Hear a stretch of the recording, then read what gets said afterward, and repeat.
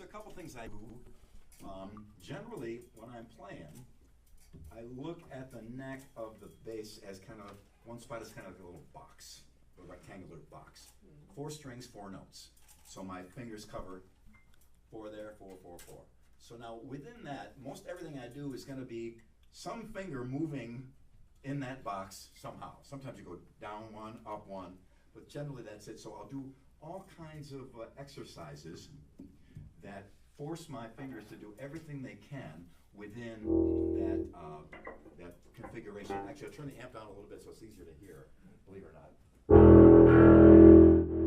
Instead of blasting. So I'll do like a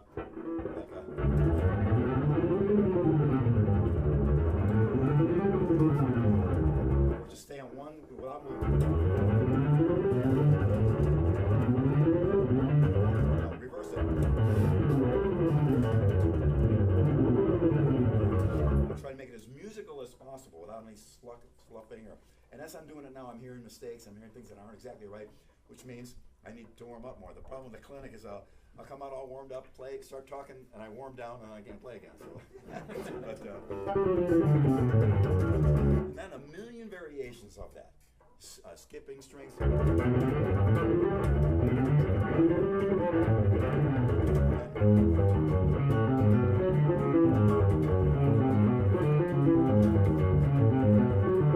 Reverse it.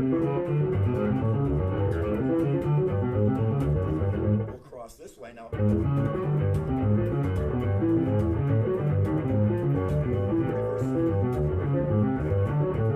This interval.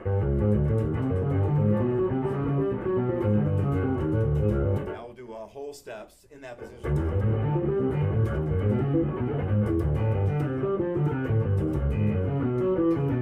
So I do a million variations of whatever my fingers can do in that. And it's not music. That's a really important thing I try to stress all the time, because a lot of guys, they get into this exercise mode and they try to make the exercise music. Not music at all. It's just mechanics. Mm-hmm. It's just to get your fingers to move and a real familiarity with the fingerboard. Connect your ears to where your hands are, so you don't necessarily have to always see where you're playing to know whether you're right or wrong. You can instantly know with your ears and instantly correct by knowing the pitch in your head. Mm-hmm. Generally, you watch what you're doing. Most players do. But if you can sometimes practice without looking at all and really try to use your ears to tune in to what you're actually playing, and also to fix something when you make a mistake, that's a really cool thing, and it's helped me a lot. So that's just in one position. Then I'll do it down here. I'll do a high one, and then there's a million other little exercises and things I'll do just to get my hands warmed up. Does it help to play live? I don't know, because I've gone up completely cold and had amazing nights, and warmed up all day, gone on stage and completely sucked. So it's a hard thing to really define. But it seems in theory that it should work. So I continue doing it without worrying about it too much. You're a bass player, I assume? Yes. Yeah. So you can be as creative a practicer as you can a player, and I think that's really important to get creative in your practicing. Because if you're practicing and nothing's happening, and you're not actually improving, you don't actually see a difference, you're probably practicing the wrong thing, in my humble opinion anyway. So I work and work and work. I have a little room in North Hollywood where my amp's set up at a rehearsal place. I rented a little tiny room. Mostly it's drummers in the building, so I'm bombarded with drum solos all day long. But it's good though, bass and drum should be hanging together. And I sit in there and work and work and work, and sometimes I notice a difference. Sometimes I work and work and work and nothing happens.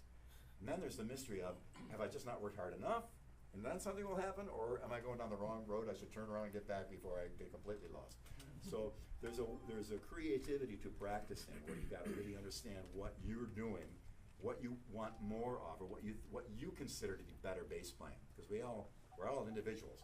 What you might think is the greatest bass playing in the world, someone else may not think that, and vice versa.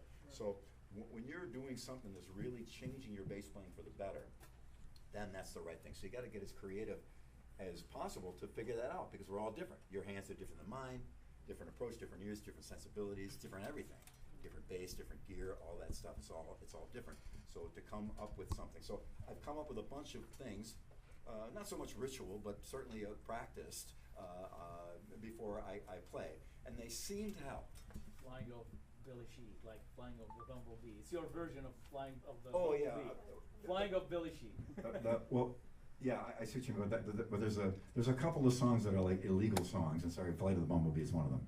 I saw a famous band do it on stage one time, and it was just so horrifying. I thought, if anyone ever sees me doing Flight of the Bumblebee, please shoot me. So, I mean, it was just Rimsky-Korsakov, right?